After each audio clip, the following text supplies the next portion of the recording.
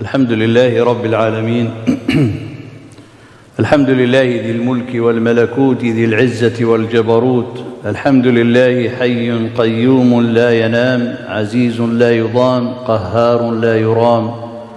وأشهد أن لا إله إلا الله وحده لا شريك له، وأشهد أن محمدًا عبده ورسوله. اللهم صل وسلم وبارك على سيدنا محمد وعلى آله وصحبه وسلم تسليما. يقول الباري سبحانه وتعالى بعد أعوذ بالله من الشيطان الرجيم: يا أيها الذين آمنوا اتقوا الله حق تقاته ولا تموتن إلا وأنتم مسلمون. O you who believe, fear Allah as He should be feared, and they not except on the state of Islam. And may Allah subhanahu wa ta'ala, the most merciful, bestow upon us the gift to die on the state of Islam. Allahumma ameen ya Rabbil Alameen. Amma ba'd. Allah subhanahu wa ta'ala says in the Quran twice almost the same ayah, and the first one in Surah Al-Anbiya and the second one in Surah Al-Mu'minun. Allah subhanahu wa ta'ala saying, and this is your community, a single community, and I'm your Lord, therefore worship me. إن هذه أمتكم أمة واحدة وأنا ربكم فاعبدون. In the second ayah, Allah subhanahu wa ta'ala said in Surah Al-Mu'minun, this first one in Surah Al-Anbiya, and in the same statement, وَإِنَّ هَذِهِ أُمَّتُكُمْ, this is your community, a single community, should be united, and I'm your Lord, therefore fear me, فَاتَّقُونَ. And here when you read this ayat, which is the same, so Allah subhanahu wa ta'ala commanding the ummah and reminding us this is the community of Islam, is one community, and it was the whole humankind, one community, as they were following and adhering to the way of the tawheed of Allah subhanahu wa ta'ala, but people, they changed afterward. However, when we're talking about the way of Allah subhanahu wa ta'ala and adhering to His way, then it will be Allah subhanahu wa ta'ala defining for us how someone will be persevering on the path of Allah subhanahu wa ta'ala as He has mentioned in His book. Then we have two aspects, which is al-ubudiyyatu and we have the taqwa. So when we think about it, Allah subhanahu wa ta'ala said, قَالَ فَاعْبُدُونَ, worship me. The second one, He said, fear me. فَال-ubudiyya is the basics and the foundation of everything, subhanallah, that exists. The ubudiyya which preserve and fulfill the cohesion between the whole, subhanallah, creation of Allah subhanahu wa ta'ala, from the smallest things to the biggest, or the subhanallah, the farthest into the outer space, or the biggest in the whole universe. Everything, subhanallah, is fi tanasukh, in coherence, and it triumphs, and because of the ubudiyyah to Allah subhanahu wa ta'ala. So establishing the ubudiyyah is preserving and saving and safeguarding the balance in the whole universe. As Allah subhanahu wa ta'ala, وَالسَّمَاءَ رَفَعَهَا وَوَضَعَ الْمِيزَانَ, and He put the balance. And in this balance, which will produce by Allah subhanahu wa ta'ala will, by Allah subhanahu wa ta'ala grace, it to produce all the element of guidance, it's to produce the element of balance, it's to produce the element of happiness, it will produce the element of justice. So all of it is from Allah subhanahu wa ta'ala, and this is the meaning of when we're talking about Allah subhanahu wa ta'ala helping us, or in the way how we implement the ubudiyyah to Allah subhanahu wa ta'ala. So this is very important for us, because when we talk to the servitude of Allah subhanahu wa ta'ala, the servitude of Allah, it is an aspect that is necessary for every believer. Now, as we've been saying here, Allah subhanahu wa ta'ala قَالَ فَاعْبُدُونَ فَاتَّقُونَ. Therefore, we have something very important. These are the two aspects to help someone to be purified. So the purification of a believer only can be fulfilled through the aspect of establishing the ubudiyyah, the servitude, and the aspect of the taqwa. So if you know that the aspect of the ubudiyyah is to establish everything that should be traveling to Allah subhanahu wa ta'ala in coherence, in submission to Allah subhanahu wa ta'ala, and in establishing the justice and establishing the well-being of the universe. So this is the ubudiyyah, this is the purpose of the ubudiyyah. You as a Muslim being vicegerent on the earth, this should be and must be actually as a necessary part of the iman to be your objective in life.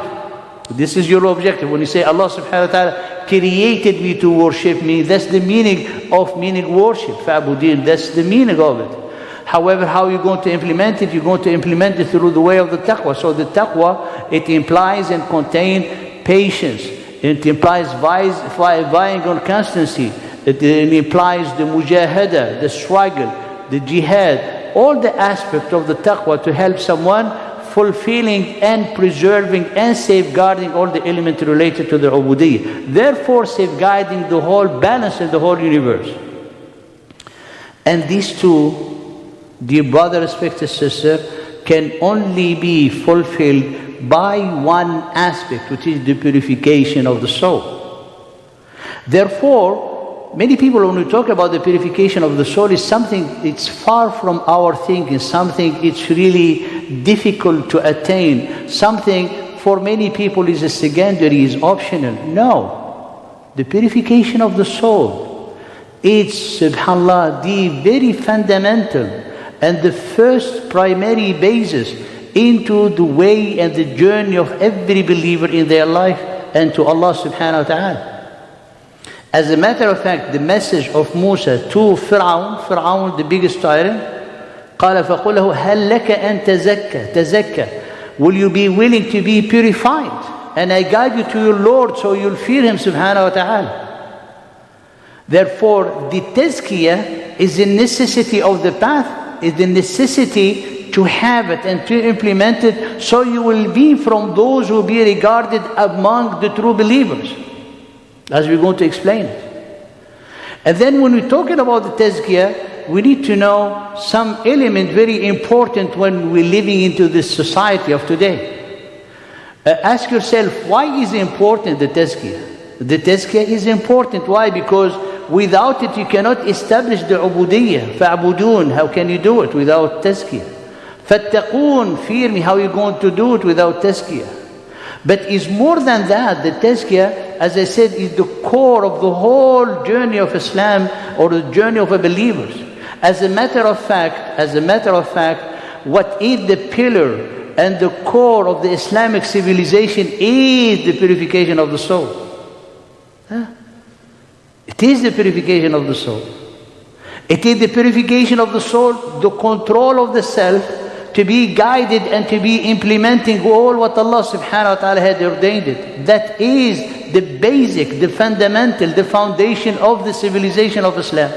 All what we are proud of in the history of the Islamic civilization is basis was the purification of the soul.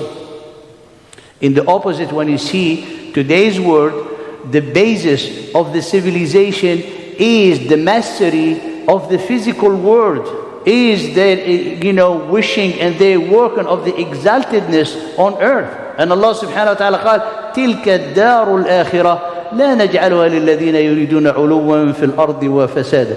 That home of the hereafter is not going to be granted for those who seek in high position and exaltedness on this earth and spreading mischief. So subhanAllah, the mastery of the physical world that people today, they all subhanAllah competing for how to master the world, through the technology and through the sciences and so on.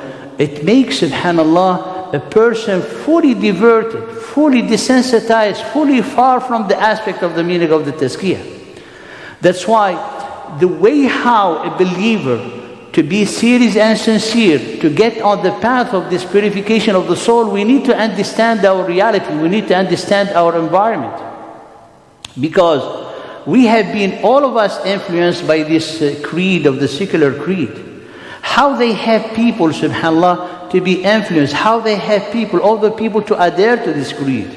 By a very simple aspect, which is the hope that every human being has. The hope. The hope is your drive in your life. The hope is what makes this life to have a meaning. Without a hope, life does not have meaning.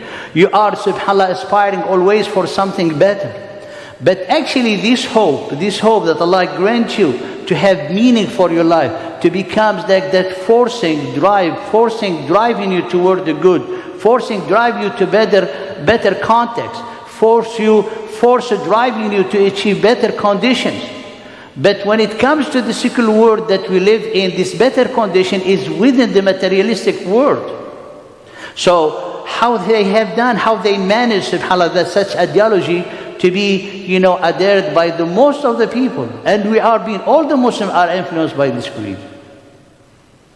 It is because the hope is innate in us, is innate. Therefore, the way how you direct your hope, this is the path to your success or your path to your failure. So if the driving force that Allah subhanahu wa ta'ala gave you to make sense to your life, it becomes, subhanAllah, attached to achievement within the sphere of materialism, therefore you are like everybody else. You forget Allah and Allah will forget you. But if this hope you make it, and you make it this drive to help you be within the spirituality, within the purification of soul, seeking the pleasure of Allah, then you will be on the path of the success. So it's very clear, subhanAllah. And we have to understand that in the creed of the society of today, or the world of the today, subhanAllah, they strip the action of the history from its own, subhanAllah, true element. What do I mean by that? Today, how people, they accept and adhere to this ideology by making the movement of the history to be according to what they dictate. That's why they have to have the master of a thing, mastering the physical world. How do they do that? They telling you everything is based on progress, on independence, on liberation. Therefore, based on this concept, today is better than yesterday, and tomorrow is better than today. Why? Because you're going to have more gain. We're going to have achieved more things. They're going to have new phones better than we have today in our hand. And this is, subhanAllah, the pure materialistic world. The announcement of a new product make people happy. And that's the happiness that they're talking about. So therefore, basing this history and the progress or the movement of the history based on two aspects, progress and liberation. Progress toward what? But it is a concept that people, subhanAllah, they embrace, but they feel they are progressing, but progressing only in this sphere, materialistic sphere, and their heart is being dead a long time ago. And liberation from what? Liberation from our dignity, liberation from our, subhanAllah, nature of a human being, to change one's, subhanAllah, nature, to change one's, gender, to change one's sex. That's what they call liberation. So you see, subhanAllah, the aspect, the way how people, they adhere to things, they think that they are doing great achievement, and you see them, this is whole political program that they are calling people to vote for, is the progress and liberation. Liberation from what?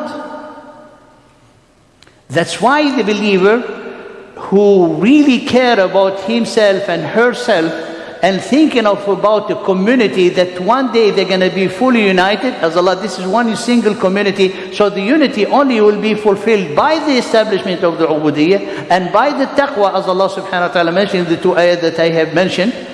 Therefore, there is no way except to purify the self, and to purify the self, the first step will be then is to liberate your hope. Your hope, you have to have it free, to free it from the influence of this materialistic creed that is dictated on us, and we embrace it with open hands. Therefore, the believer, when he reads the book of Allah subhanahu wa ta'ala, his hope becomes one single hope, is to stand before Allah subhanahu wa ta'ala while he's pleased with him. Allah gave you this glad tidings in the Quran. How much it has an effect on you. He said his greeting to them when he will see them is salam, and he's prepared for them a tremendous subhanAllah ajr, reward. وَبَشِّرِ الْمُؤْمِنِينَ, and they give the glad tidings to the believer that they have before their Lord fadl, a tremendous grace and bounties. Do you have this hope? Do you have this hope? Or hoping for the next increment of the salary, or the next position, or the next diploma? That's all of it is part of the dunya that Allah subhanahu wa ta'ala allowed you to have it. But have your hope that drive you in your life is standing before Allah subhanahu wa ta'ala. The second aspect, dear brother, respected sister, we need to understand that the purification of the soul, it is an action that is required by the pillars of the Islam. By subhanAllah is a prerequisite into our journey to Allah subhanahu wa ta'ala. Ibrahim alayhi salam, when he made the dua for a prophet to be sent among them, and his dua was about the Prophet Muhammad sallallahu alayhi wa sallam, قال وابعث فيهم رسولا يتلو عليهم آياتك ويعلمهم الكتاب والحكمة ويزكيهم. Send among them a messenger that he will recite for them your ayat, your verses, and he teach them the book and the wisdom, and he will purify them. You see, purification is part of the basics. And when Allah subhanahu wa ta'ala sent us his prophet, he gave us a special favor for this ummah. He said, we sent, as we have sent to you, messenger from among you. He reciting his verses to you. And he purify you. So Allah subhanahu wa ta'ala put the purification before the teaching, before the learning. وَيُعَلِّمُهُ الْكِتَابَ وَالْحِكْمَةَ. To see that it's a favor from Allah, to give us the glad tidings that Allah enabled for us the purification even though before the learning of the book. Therefore, when you have purification, then the learning of the book will help you to benefit with all the blessings that Allah subhanahu wa ta'ala has, subhanallah, stored into the teaching and the learning of the book and the wisdom of the Prophet sallallahu alaihi wasallam. So it is from Allah, because Allah subhanahu wa ta'ala said, had it not been Allah subhanahu wa ta'ala mercy and bounty upon you, none of you would have been purified. No one. Therefore, the tazkiyah, it just requires an intention. It just requires the first step. Allah subhanahu wa ta'ala, He will take care of the rest. قَالَ مَا زَكَى مِنْكُمْ مِنْ أَحَدٍ, which means the tazkiyah is from Allah subhanahu wa ta'ala. And what is the first step? It is clear in the ayah what Allah subhanahu wa ta'ala said. He recite upon you the book. Then we see, subhanallah, it is the reciting the book and listening the recitation should purify me. Yes. الذين آتيناهم الكتاب يتلونه حق تلاوته أولئك يؤمنون به. Those who have been provided the book, you have the Quran. If you recite it the way that it should be, you become a believer. What was? Ask yourself, what is the message of the Prophet ﷺ? How he conveyed his message? He was teaching the Quran. In Dar al-Arqam ibn al-Arqam, he was teaching the Quran. How the great Sahaba happened in them that quake within themselves to change, to become like masters of inspiration and guide to the whole humankind. Umar ibn al-Khattab, he was walking in Mecca looking for Muhammad with his sword to kill him. They told him, you're looking for Muhammad to kill him when your sister he accepted. Saba'at, it means like she turned against the religion of our ancestors. He ran to his sister, he found her with her husband Sa'id ibn Zayd radiallahu ta'ala anhum ajma'een, and their teacher was that appointed to them by the Prophet Khabbab ibn al-Arad. Everyone is hiding how he hit his sister, and then he felt like subhanallah regretting. Then he was begging her, he said, can I read what you have read? She said, no, I will not give it to you till you will purify yourself, physically purify yourself, so you can read this purified word from Allah. When he read it, and according to the narration, it was the beginning of Surah Taha. Reading Surah Taha, its beginning is subhanallah wondrous, is amazing, is so profound. When you read it, you feel like yourself you are nothing. To him belong whatever in the heaven and whatever in the earth, whatever between them, and whether under the earth, under the soil. Then you feel yourself you are the property of the one who is speaking to you. Thus Umar radiallahu ta'ala, he was so overwhelmed to say, take me to Muhammad sallallahu alaihi wasallam, and he accepted Islam. What changed Umar is the Quran. So when you say yatlunahu, the way you recite it, if the recitation of the Quran, which is the first step in the purification, the Prophet sent to us to read for us the Quran, and how much the Quran is changing in you. When you read the Quran, when you reflect on the Quran, does illuminate your heart, does give you such a joy, does bring tears into your eyes? If not, then we have dead hearts. And this is a reality. It's not the reality of being, we failed. The reality that we need to work on ourselves. We need to work on ourselves. Mus'ab ibn Umayr, the first ambassador in Islam, him and As'ad ibn Zurara, they go into every neighborhood in Al-Madinah. And they sit in a garden in one of the ha'at. All what Mus'ab was doing is reciting the Quran.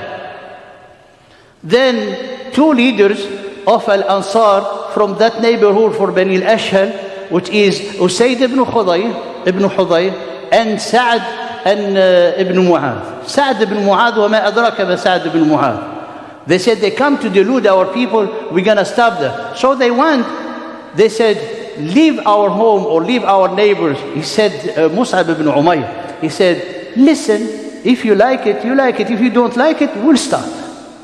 So they sat and they listened with their spear and they listening. They said, Wallahi, we knew Islam in their faces before even they say the Shahada. Their faces becomes like glowing, their faces illuminating, their faces become smiling. These people who worship, they used to worship stones. This is the power of the Quran. This is the effect of the Quran. This is the first step of purification. So if we read the Quran and we do not have such illumination in our face, such a glowing, such a joy, then we are, subhanAllah, we need a lot of work to come to that point. We need a lot of work. Why? Because this is the first step. When you make it for Allah subhanahu wa ta'ala to inquire this purification, Allah subhanahu wa ta'ala will help you. But where's your intention? Where's your dedication? Where's when you read the Quran? He said, I want to enjoy the reading of the Quran. I want to hear like Sa'd ibn Mu'adh. Sa'd ibn Mu'adh, who changed the Quran, changed him in that moment. Look what he said in Ghazwat Badr. Look what he did, the Prophet ﷺ make him to be the judge between him and Bani Qurayd. And when he passed away, the whole throne of Ar-Rahman shook by his death. What changed Sa'd? Is the Quran. What changed Umar? Is the Quran. What changed Mus'ab to be from the very luxurious, dressing and perfumes to the point that when he died that he didn't have enough garment to cover all his body. What changed him is the Quran. And this is, dear brother, respected sister, when we talk about the purification, it's not reserved to high-level pious people. It's for all of us. But we need to make that first step. First, liberate our hope. Because our hope being trapped into the materialistic world, we are looking forward for the next worldly gain instead of looking for the next akhirah we gain. أقول قولي هذا واستغفر الله لي ولكم فاستغفروه الغفور الرحيم.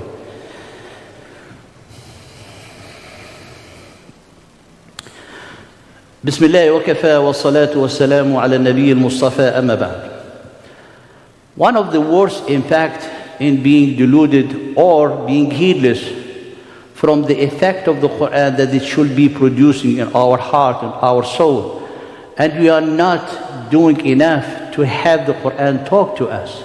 Because الَّذِينَ يَتْلُونَهُ حَقَّ تِلَاوَتِهِ, Allah, those who recited the way it should be recited, حَقَّ تِلَاوَتِهِ, to understand it, to implement His teaching. And dear brother, respected sister, the implementing His teaching is to change your feeling based on the Quran. Allah loves the al-khayrat. Allah loves who gives sadaqah. So you need to love it. Allah loves who prays. You need to love the prayer. Allah subhanahu wa ta'ala is with the sabirin. So when you are inflicted by calamity and Allah helping you to be patient, you feel like you are, subhanallah, chosen. You are being honored. For this reason, if you don't do this effort, therefore, we will not be able to regain back the Islamic civilization. Why? Because its basis is the purification of the soul. We will not be able to unite our community. Why? Because the basis of it is the purification of the soul. We will not be able even to protect the concept that we have, that Allah subhanahu wa ta'ala revealed and the Prophet sallallahu alaihi wasallam taught us. I'll give one concept very important in our life, which is the concept of success. The concept of triumph is distorted in our mind. Is, for example, winning or a victory in a war is defined by the number of the killed people, is defined by the mass destruction that they did with this weapon. Are our people of Gaza and Palestine being defeated? When we have the aspect of the purification of the soul, you understand that an-nasru, the triumph, the victory, is one aspect, defined by one aspect, is your firmness on the path of the truth. That is the nasr. So when you hold on that aspect of the truth and you fight for the aspect for the truth, and even if you die, your enemy, you know that you are the victorious one. Because they want to fabricate some type of triumph but within themselves they know they've been defeated. Why? Because the true Nasr, according to the path of the purification of the soul, is to hold firm and to hold fast to the way of Allah, and you die on that. Because when you do that, then you're going to be smiling at your death. You'll be smiling into your grave. You'll be smiling when you be resurrected. And you'll be smiling when you meet Allah subhanahu wa ta'ala. And that is the tremendous nasr. That is the tremendous felicity that Allah subhanahu wa ta'ala promised for those who purify themselves. And may Allah subhanahu wa ta'ala help us to be purified, and help us to persevere on the path of the purification, and help us to get rid of all the shackles that is detaining or holding our hope. And may Allah liberate our hope to be the driving force toward His pleasure and achieving whatever action leading to His pleasure. Allahumma ya arhamar rahimin zakki nufusana. Allahumma ati nufusana taqwaha wa zakkiha anta khayru man zakkaha anta waliyuha wa mawlaha. Allahumma ighfir lana dhunubana ajma'in wa tub alayna innaka anta at-tawwab ar-rahim. اللهم يا رب العالمين ويا أكرم الأكرمين احفظ إخواننا في غزة وفلسطين. اللهم احفظهم يا رب العالمين. اللهم وحد كلمتهم وسدد رميتهم. اللهم أفرغ عليهم صبرا وثبت أقدامهم وانصرهم على المعتدين الظالمين. إنك على كل شيء قدير وبالإجابة جدير. نعم المولى ونعم النصير. وآخر دعوانا أن الحمد لله رب العالمين. وأقم الصلاة يرحمكم الله.